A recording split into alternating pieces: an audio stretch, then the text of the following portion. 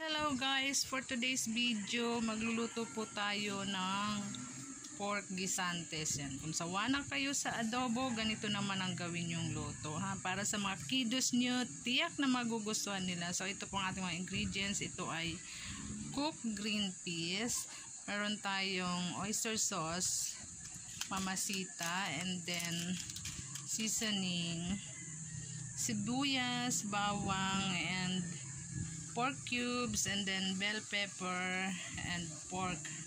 So actually malalaki pa nga tong slice, so at saka dapat purong laman, strips lang yun siya. So let's start cooking guys. So yan guys, meron na po tayong pinainit dito na oil.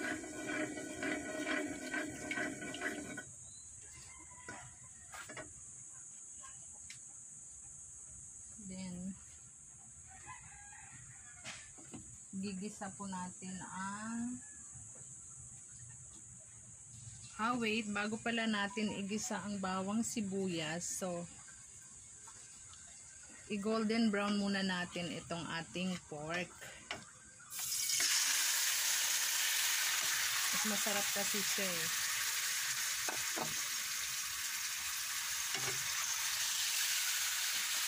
Kasi magmamantika pa ito guys, so yung mantika niya doon natin igigisa yung ating bawang sibuyas. Yan. So lagyan natin ng konting asin para manuot sa kanya yung lasa at hindi matabang yung laman, para malinamnam.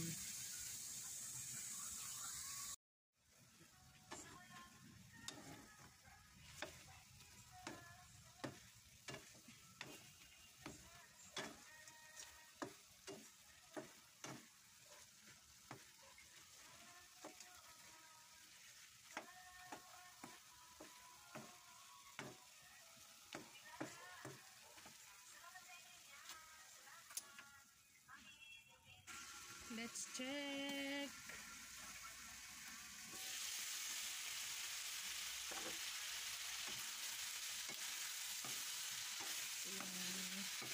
Wala na siyang sabaw, wala na siyang tubig. Santayin na lang natin sa magmantika and brown.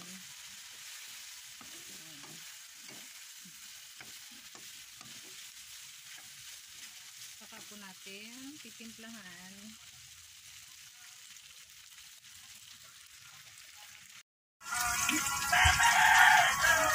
Buksan natin. Tingnan natin. Minaan ko yung apoy kasi masyadong magtatalsikan na yan guys. Kita nyo, namantika na siya ng gusto. So yan. Ay, nainitan na ako ng gusto. Oh my gosh. So yan, nagmantika na siya ng gusto guys. Ayan o, nakita nyo o. Marami siyang mantika. Babawasan natin para hindi na. Ayoko kasi din ng maraming mantika. Gusto ko less oil lang pag ako'y nagluluto ng pork. Gigisa na po natin ang ating bawang.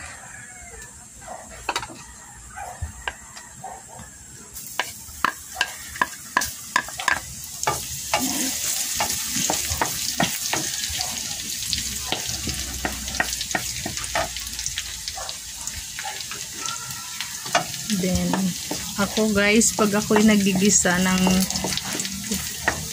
bawang, kahit anong igigisa ko, mapagulay yan o ulam. Gusto ko golden brown yung bawang.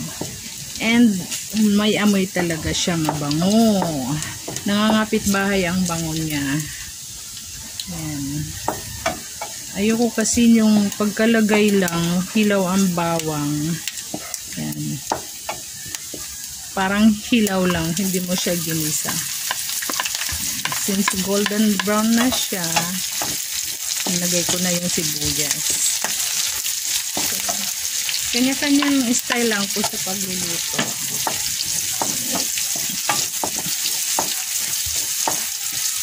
Ayan. Yan, ang bango na niya guys. Kung naamoy nyo, naku, sasabihin nyo, amoy pa lang. Masarap na. Gugutumin kayo sa amoy ng aking niluluto. Yan. Okay na siya. Then, spread natin tong pork. Saka natin lagyan ng medium heat natin. Lagay natin ang pork cubes. Ayan, ang ating pork cubes. And then, oyster sauce. Meron tayo ditong oyster sauce. Alam nyo guys, itong ulam na niluto ko is good for 3 person lang. Kasi yung aking ditong ay nako, ulam lang ang kinakain. Actually, kumbaga, kung tutusin, this is good for 5 person. Pero ang mangyayari, this is good for 3 person only. Kasi hindi ko alam kung 1 kilo ito. Hindi naman ako ang namamalengke. So yan, and then lagyan natin ng konting tubig.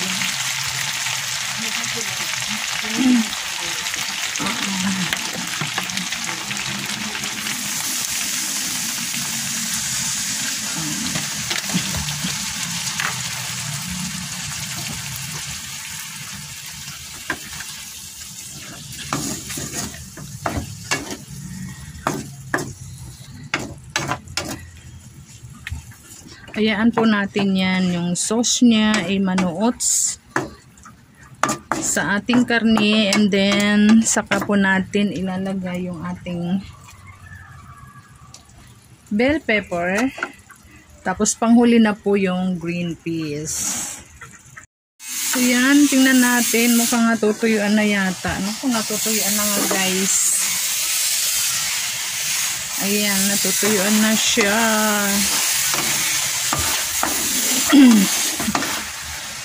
So, yan. Dadagdagan po natin yan mamaya ng half cup of water. So, ilalagay po natin ang ating bell pepper na medyo nilanggam na siya.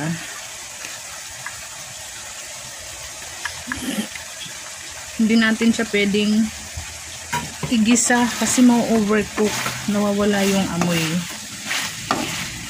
kaya ganyan. So magdadagdag tayo ng other half cup of water.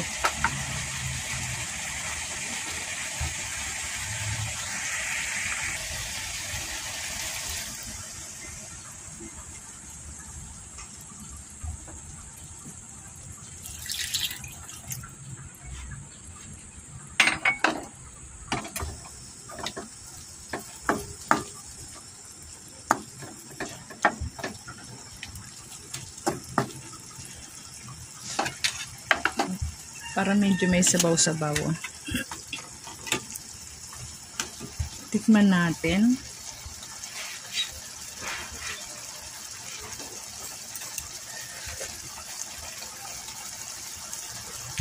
Okay na sa akin yung lasa niya, and then lalagyan na lang natin siya ng all-in-one seasoning. This is all-in-one seasoning. Short Magic Sarap.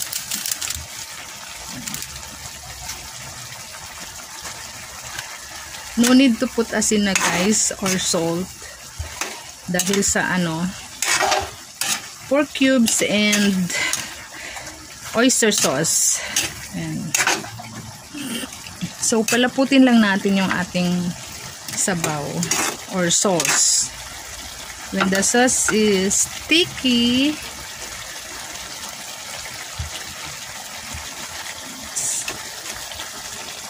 then lalagay ko na po yung aking green peas.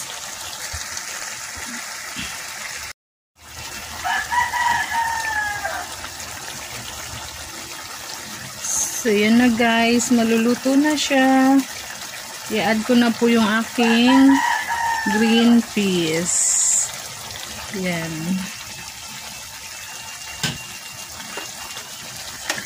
Luto naman na siya. So, palaputin lang natin siya ng kaunti yung ating sauce. And then, ready to serve na po.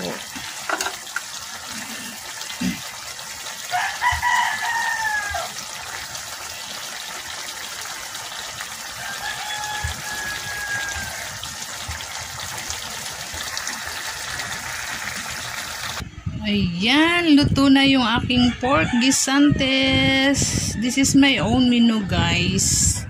Yan, natutunan ko lang itong mga handaan sa probinsya pag piyesta. So, sarap ng amoy. Ang sarap ng timpla niya, guys. Yan. I hope you like it. Thank you for watching.